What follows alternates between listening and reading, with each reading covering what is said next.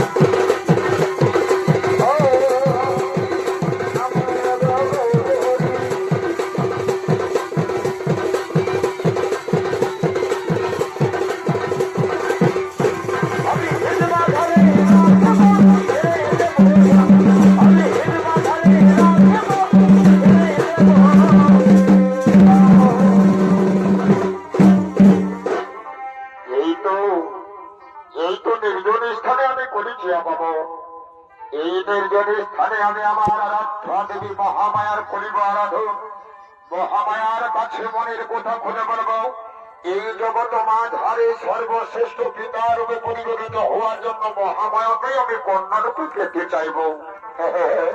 আর বিলম্বন করব না, আমি এখন মহামায়ার আরাধন করিব।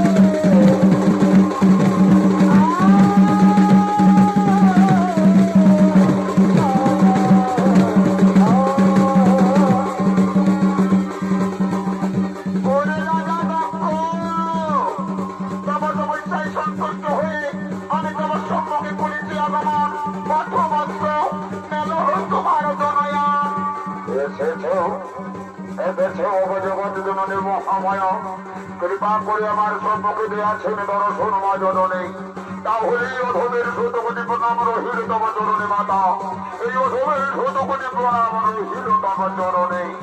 তথাস্তু বাবা, বালভক্ত কেন মনে অসময়ে করিয়াছ আরাধন? প্রভু আমার জগৎ জননী মহামায়া, আমার মনে বড়ই বাসনা লেগেছে মাতু, এই জগৎ মাঝারি সর্বশ্রেষ্ঠ পিতারূপে পরিগণিত হওয়ার জন্য আমি তোমাকে কন্যারূপে আমার ঘরে পেতে চাই মা জননী। একটি রাজা, তোমার এ মনোবাঞ্ছা আমি অবশ্যই করিব পূরণ। তুমি মনে রাখবে ভক্ত, আমি তোমার ঘরে কন্যারূপে জন্ম নিলে তুমি কখনো দিনে অহংকার করো না, নইলে তোমার অঘটন হবে বাবা। হে হে মা জগৎ জননী মহামায়া, আপনার কোথায় আমি অক্ষরে অক্ষরে করিব পালন মাতা, আপনার কোথায় আমি অক্ষরে অক্ষরে করিব পালন।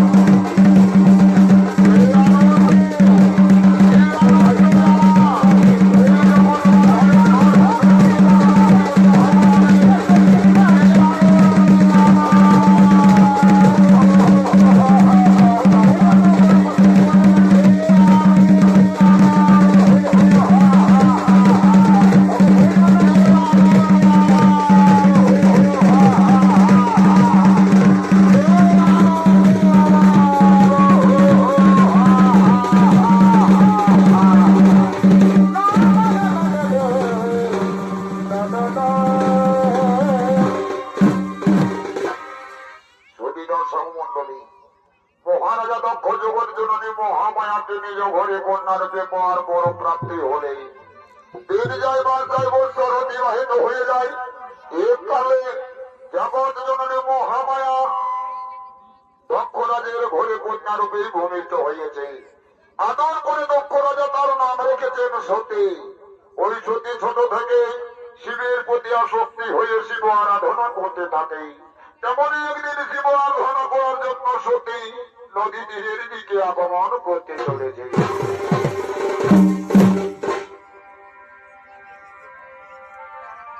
নমো শিবায়, নমো শিবায়, হরে হরে মহাদেব, নমো শিবায়,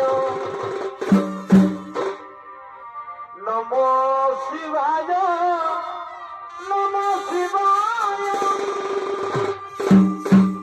হরে হরে মহাদেব, নমো শিবায়,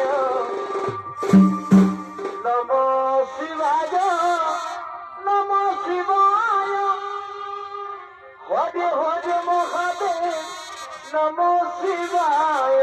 জয় শিব শম্ভু। নমো শিবায়, নমো শিবায়, হরে হরে মহাদেব, নমো শিবায়, নমো শিবায়, নমো শিবায়, হরে হরে মহাদেব, নমো শিবায়, নমো শিবায়, নমো শিবায়, হরে হরে মহাদেব, নমো শিবায়, নমো শিবায়, নমো শিবায়, হরে হরে মহাদেব, নমো শিবায়, নমো শিবায়, নমো শিবায়, হরে হরে মহাদেব, নমো শিবায়, নমো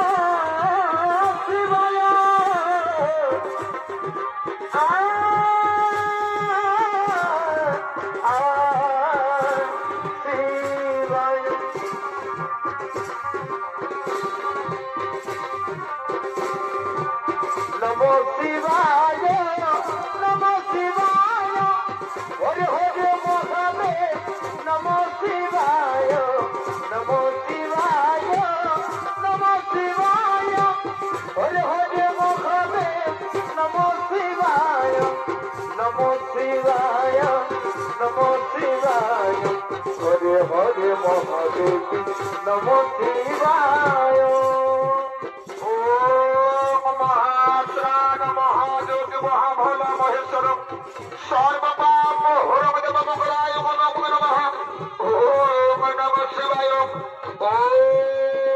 নমঃ শিবায়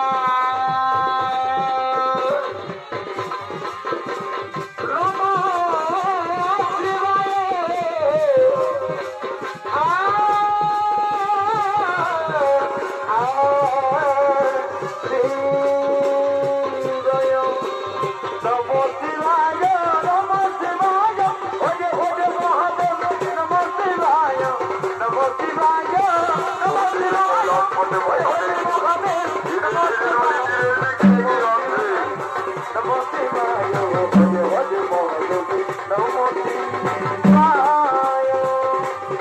ওদিকে পুরাতন মহাদেব ধীরে ধীরে নদী তীরের দিকে এগিয়ে আসছে।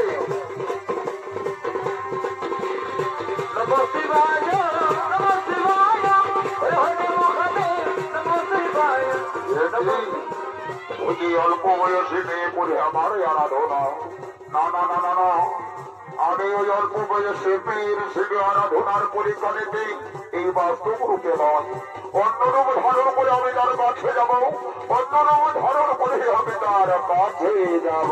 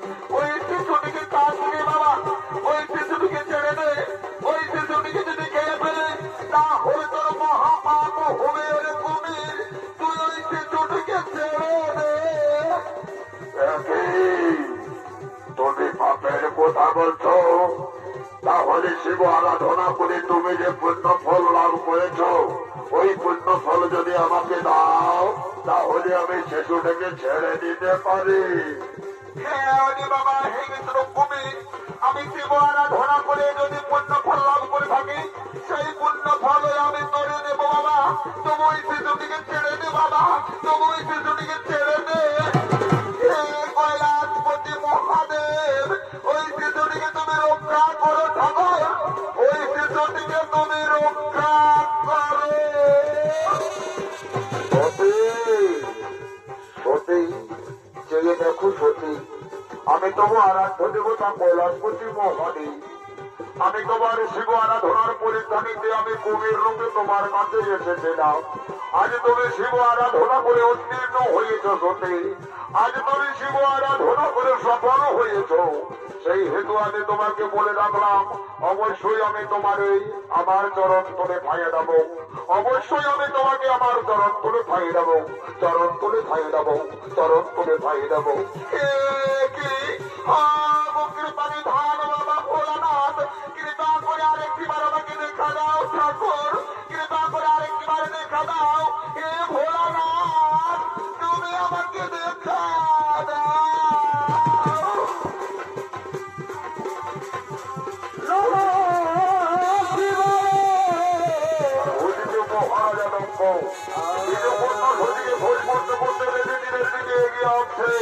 আর বলছে ওরে মা শোনে না এদিকে তো আমার কন্যা সত্যিকে দেখা যাচ্ছে না তাহলে কোথায় গেল রে এটা আমি ওইদিকে দিয়ে দেখি তো ওরে মা শোনে না এদিকে কিন্তু তো দেখা যাচ্ছে না।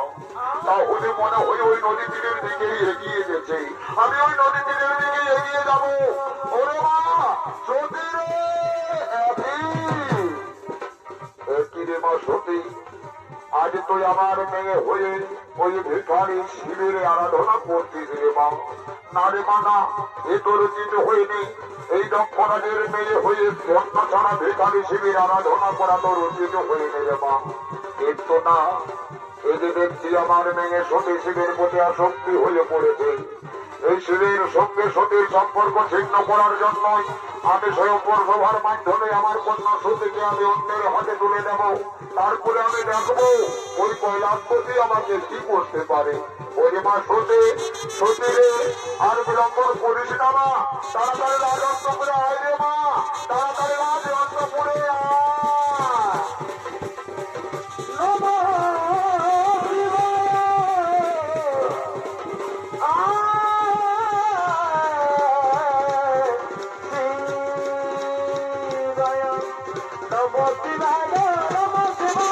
Hare Hare Mahadev Namo Shivaya, Namo Shivaya, Namo Shivaya, Hare Hare Mahadev Namo Shivaya, Hare Hare Mahadev Namo Shivaya, Hare Hare Mahadev Namo Shivaya, Hare Hare Mahadev Namo Shivaya, Hare Hare Mahadev Namo Shivaya,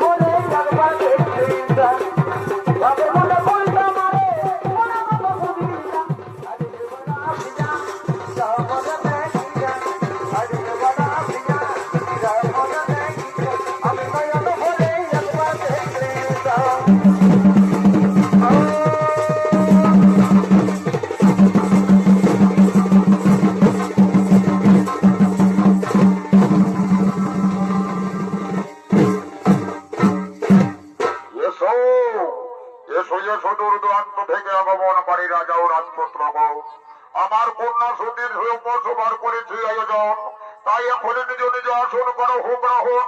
আমার কন্যা সতী বড়মালা নিয়ে এখনই এই স্বয়ম্বর সভায় করবে আগমন।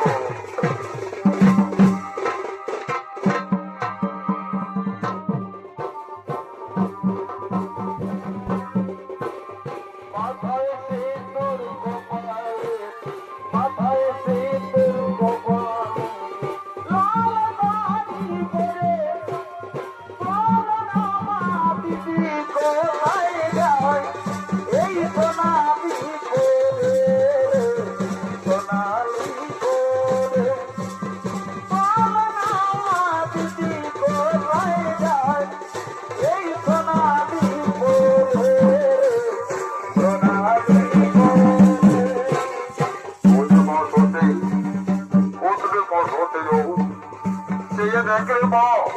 দূর দূরান্ত থেকে রাজা ও রাজকুমারগণ এই স্বয়ম্ভূসভায় আগমন করিতে রে মা।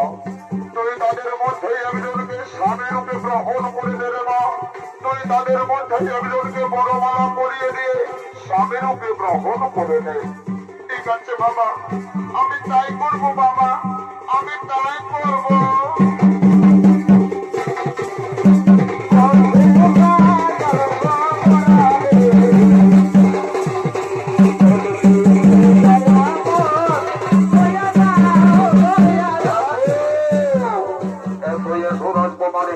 তুমি আমার বলে মালা দাও, আমার বলে যদি মালা দিয়ে থাকো আমি তোমাকে রাজরানী করে রাখবো। না না গো কুমার না, তুমি আমাকে ক্ষমা করে দিও কুমার, আমি তোমার বলে বড় মালা দিতে পারবো না, আমি তোমার বলে বড় মালা দিতে পারবো না।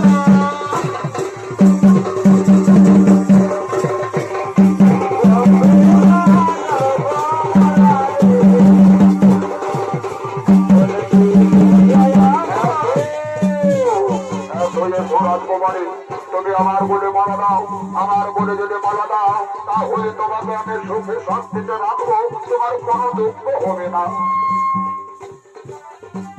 কুমার, তুমি আমাকে ক্ষমা করে দিও কুমার, আমি তোমার বলে বড় মালা দিতে পারবো না কুমার, আমি তোমার বলে বড় মালা দিতে পারবো না।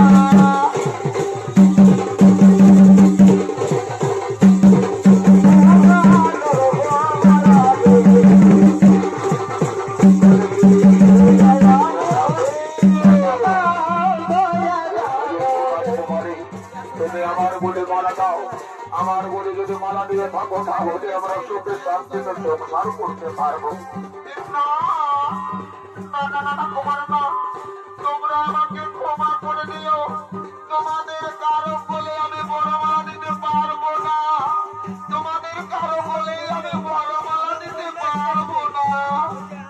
কোথায় হে ভোলানাথ, আমি ছোট থেকে তোমাকে স্বামী রূপে পাওয়ার জন্য আরাধনা করে রয়েছি ঠাকুর, আজ তুমি এই সভায় আমাকে দেখা দাও কৈলাসপতি মহাদেব, তুমি এই সভায় আমাকে দেখা দাও।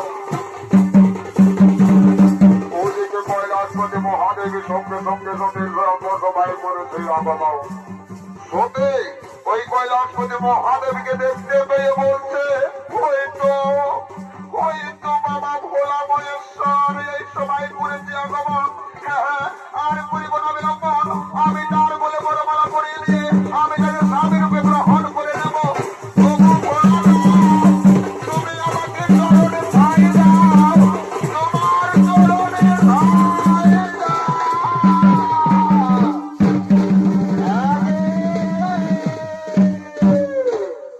একে মহারাজা দক্ষ শেষ পর্যন্ত আপনার মেয়ের ওই ভিখারি শিবের বলে মালা দিয়েছে। এই যদি মনোবাসনা ছিল মহারাজ তাহলে আমাদেরকে ডাকলেন কেন? শুনুন মহারাজ, আপনার মেয়ের অপকর্মের জন্য আমরা সকলেই ধিক্কার জানাই আপনাকে, ধিক্কার জানাই আপনাকে, ধিক্কার জানাই আপনাকে। চলো ভাই সাহেব, আর থাকিব না হেথা, আমরা ঘরে নিজ নিজ বাড়িতে চলে যাই, নিজ নিজ বাড়িতে চলে যাই।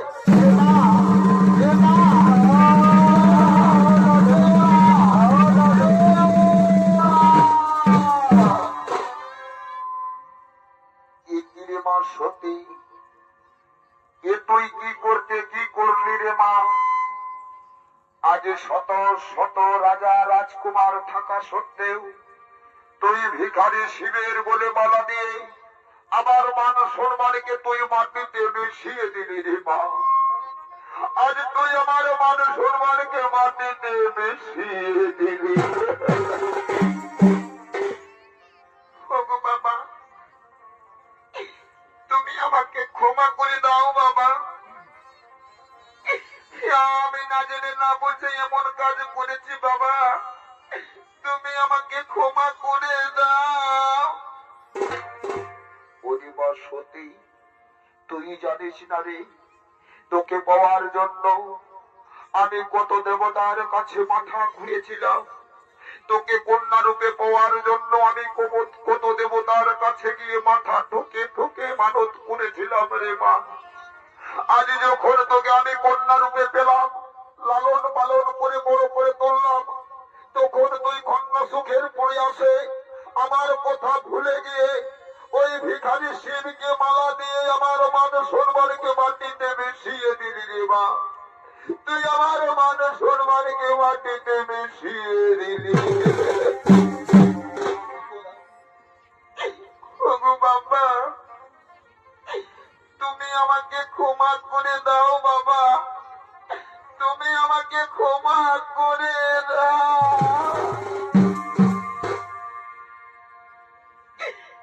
আর হাতে ধরি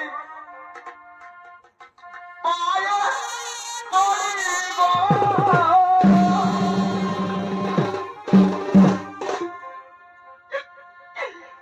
ও বাবা বলে গো তো ও মারে,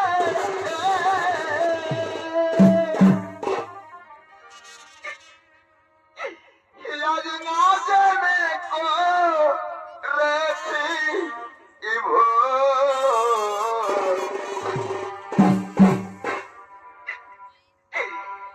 ক্ষমা করো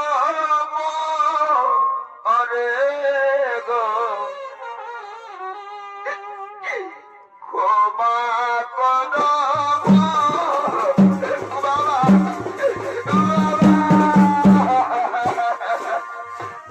শোন শোন তালেনি শোন, আমি তোকে কিছুতেই ক্ষমা করতে পারবো না।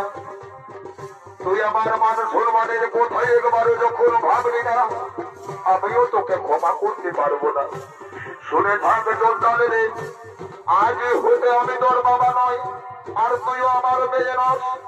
আজ হতে তোর আমার বাবা মেয়ের সম্পর্ক ছিন্ন হয়ে গেল। আমি তোকে ত্যাগ করে দিলাম। আমি তো ওই পোড়া বাবু আর দেখতে চাই না, আমি তো ওই পোড়া বাবু দেখতে চাই না। এ বাবা!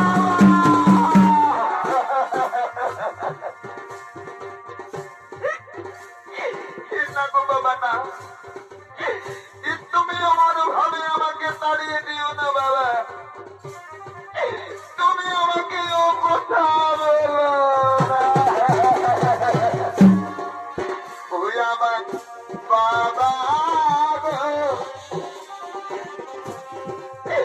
এ না জেনে করেছি ভুল, আমার ক্ষমা করে গো।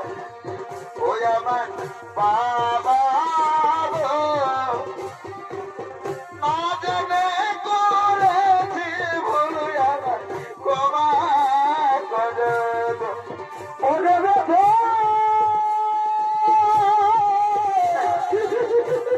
ওরে বাবা, ও বাবা, এর বিধি ক্ষমা করে দাও,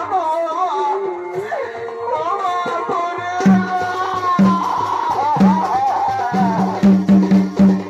শুনে থাক চন্দ্রানী, তুই যে আমাকে অপমান করেছে সভায় স্থলে, এই অপমানের পূর্ণ জবাব দিতেই আমি মহাযজ্ঞের করিব আয়োজন। ওই যজ্ঞে ত্রিভুবন মাঝারের সকলকেই করিব আমন্ত্রণ, কিন্তু তোকে আর ওই ভিখারি শিবকে আমি করিব না আমন্ত্রণ। এটাই হবে আমার চরম প্রতিশোধ নেওয়া। শুনে থাক জন্তাদের, আরে আমি তোর মুখ দর্শন করতে চাই না, আর তুই তোর কলঙ্কিত মুখ আমাকে আর দেখাবি না। তুই দূর হয়ে যা আমার সম্মুখ থেকে, আমি রাজত্ব করে চলে যাবো। তুই দূর হয়ে যা, তুই দূর হয়ে যা, দূর হয়ে যা আমার সম্মুখ থেকে। হ্যাঁ, আমি রাজত্বপুরেই চলে যাই। আমি তোর সঙ্গে আর কথা বলবো না, আমি আর তোকে দেখতে চাই না, আমি আর তোকে দেখতে চাই না। না বাবা না, এ যে আর ধীরে চালাও গাড়ি রে গাড়ো।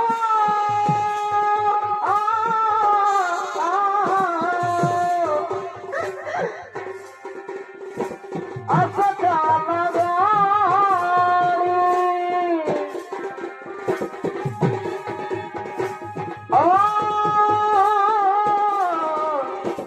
আরে রাজো দেখা দেব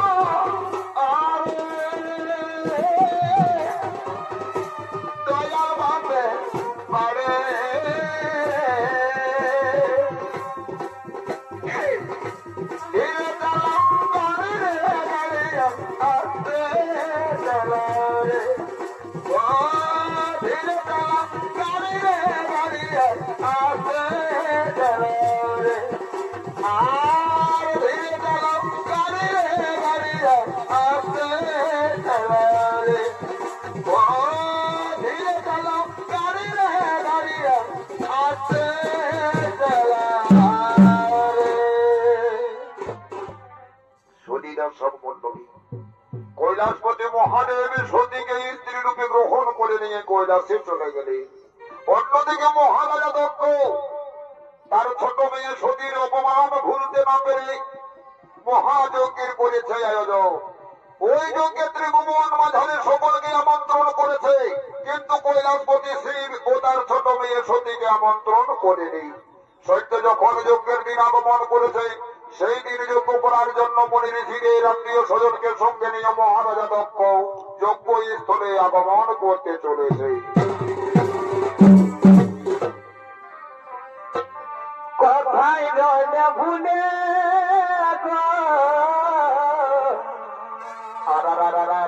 দেখে আমার মনে লাগে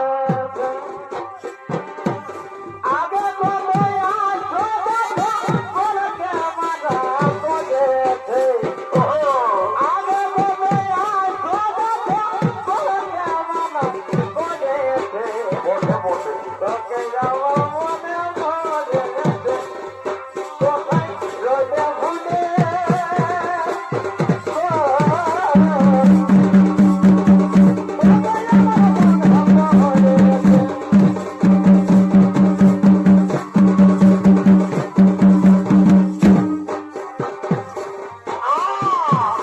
আগে কত আসতে যাবে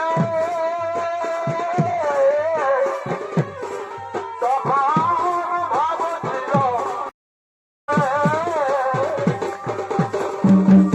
আগে কবে আসবে যাবে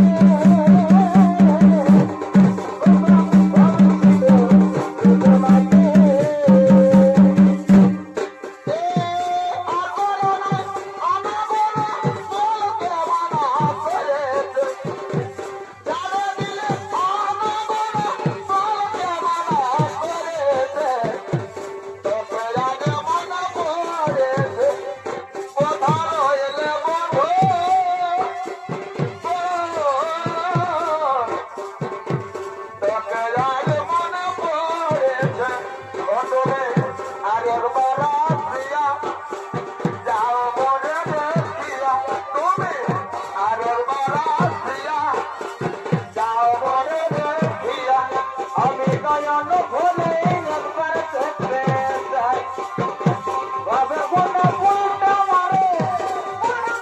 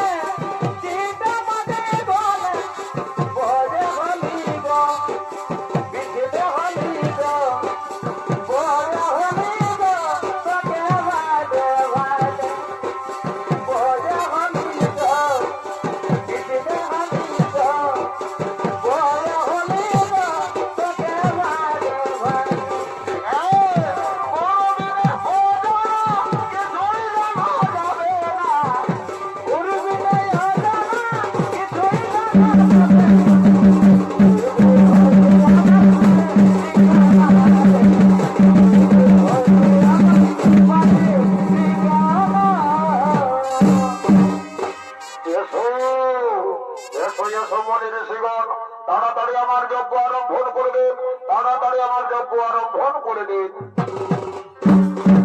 আর তোমরাও শোনো আমার প্রহরীগণ, যাও এই যজ্ঞ স্থলের তার ভালোভাবে পাহারা দাও, বাইরে থেকে যেন এই যজ্ঞ স্থলে কেউ না প্রবেশ করতে পারে। ঠিক আছে মহারাজ, আপনার আদেশ মোড়াই অক্ষরে অক্ষরে পালন করবো, আপনার আদেশ মোড়াই অক্ষরে অক্ষরে পালন করে চলবো। এসো এসো মনি ঋষিগণ, আর করিবেন না বিলম্বন, তাড়াতাড়ি যজ্ঞ করুন আরম্ভ। Ah!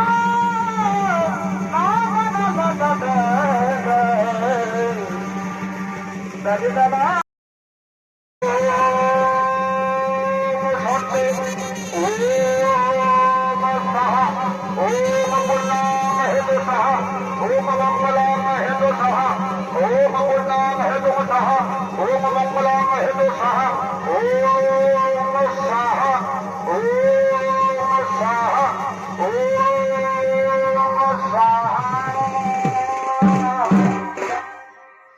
দর্শক মন্ডলী, দক্ষরাজের দক্ষ যজ্ঞে ত্রিভুবন মাঝারে সকলকে আমন্ত্রণ করা হয়েছে, কিন্তু তার নিজ মেয়ে সতী ও জামাই শিবকে আমন্ত্রণ করে না। কিন্তু আমন্ত্রণ না পেয়েও দক্ষরাজের ছোট মেয়ে সতী বাবার বাড়িতে যজ্ঞ দেখার জন্য আগমন করেছে। ওই রূপবতী কন্যাকে দেখতে পেয়ে প্রহরীগণ দুইজনে বলছে, একিরি ভাই, তুমি দেখতে পাচ্ছ, ওই দেখো এক রূপবতী কন্যা আমাদের যজ্ঞ স্থলের দিকে আসছে। তুমি কি একে কোনোদিনও দেখেছো ভাই? ওরে ভাই, তুমি তাকে চিনতে পারছো না? সেটাই তো হলো দক্ষরাজের ছোট মেয়ে সতী। এ কি বলছো তুমি রে ভাই?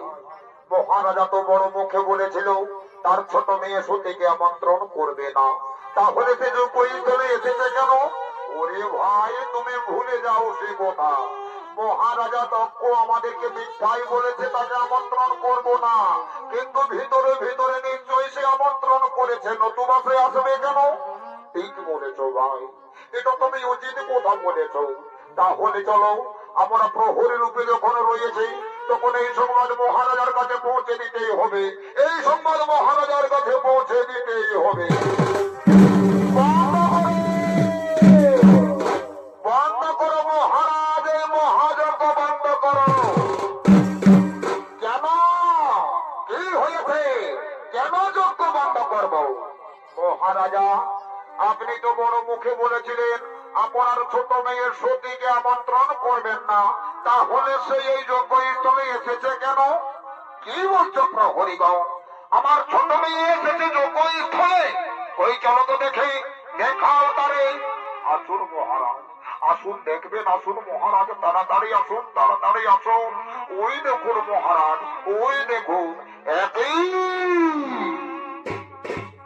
ছি ছি ছি ছি ছি ছি ছি ছি, তোর কি মান সম্মান বলে কিচ্ছু নেই? তোর মান সম্মান সরম ধরম বলে কিচ্ছু নেই? আজ বিনা আমন্ত্রণেও নির্লজ্জের মতো তুই যজ্ঞ স্থলে এসেছিস শয়তানি। তুই কেন এসেছিস শয়তানি? তুই আমার এই যজ্ঞ স্থলে কেন এসেছিস? বাবা, তুমি অমন ভাবে বলছো কেন বাবা? অমন ভাবে কেন বলছো বাবা? আমি তো তোমার মেয়ে বাবা। আজ মেয়ে হয়ে বাবার বাড়িতে আসা কি অপরাধ হয়েছে বাবা? না বাবা, আমাকে তুমি ক্ষমা করে দাও। কে তোর বাবা? তাকে তুই বাবা বলে ডাকছিস? তুই যেদিন শিবের বলে মালা দিয়েছিস সেই দিনে আমি তোকে কন্যা সম্পর্ক থেকে ত্যাগ করে দিয়েছি। সেই দিনই হতে আমি তোর বাবা নই, আর তুইও আমার মেয়ে নস। ওরে চন্ডালে নেই, আমি তোকে মেয়ে বলে মেনে নিতে পারি না। তুই আমার সম্মুখ থেকে দূর হয়ে যা শয়তানি, তুই আমার সম্মুখ থেকে দূর হয়ে যা, এই সম্মুখ থেকে দূর হয়ে যা। না, না,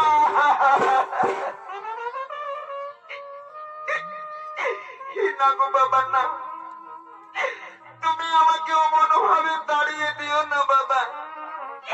তুমি আমাকে অমন ভাবে তাড়িয়ে দিও না বাবা।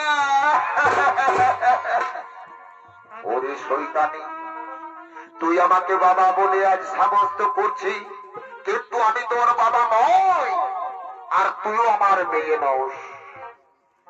যে নারীর স্বামী শ্মশানে মশানে ঘুরে বেড়ায়, যে নারীর স্বামী ভিক্ষা করে খায়, যে নারীর স্বামী পরনে কাপড় জোটাতে পারে না, বাঘের ছাল পরিধান করে ঘুরে বেড়ায়, তার স্ত্রীকে আমি মেয়ে বলে মেনে নিতে পারি না। ওগো বাবা, কিন্তু হাই বাবা, তুমি আমার স্বামীকে অমন মন্দ করে কথা বলো না বাবা। তুমি আমার স্বামীকে অমন অপমান করে কথা বলো না বাবা গো। তুমি আর আমাকে দুঃখ দিও না বাবা, তোমার দেওয়া দুঃখ আমি সইতে পারবো না।